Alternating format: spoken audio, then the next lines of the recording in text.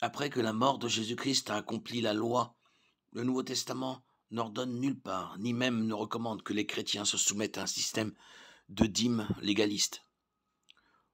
Le Nouveau Testament ne précise nulle part un pourcentage de revenus qu'une personne devrait mettre de côté, mais il dit seulement que les dons doivent être proportionnés à ses revenus.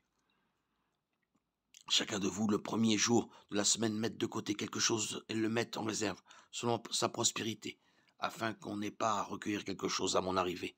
1 Corinthiens 16:2.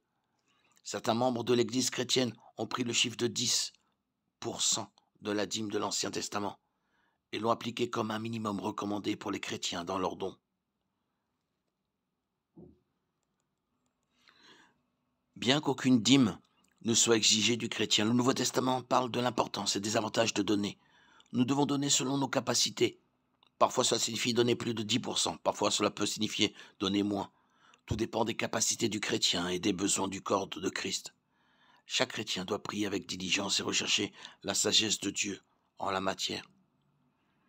Si quelqu'un d'entre vous manque de sagesse, qu'il la demande à Dieu, qui donne à tous simplement et sans faire de reproches. Elle lui sera donnée. Jacques 1,5. Par-dessus tout, les offrandes doivent être faites avec des motifs purs et une attitude d'adoration envers Dieu et de service envers le corps de Christ.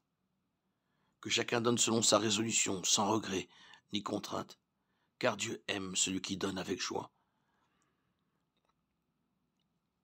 2 Corinthiens 9,7.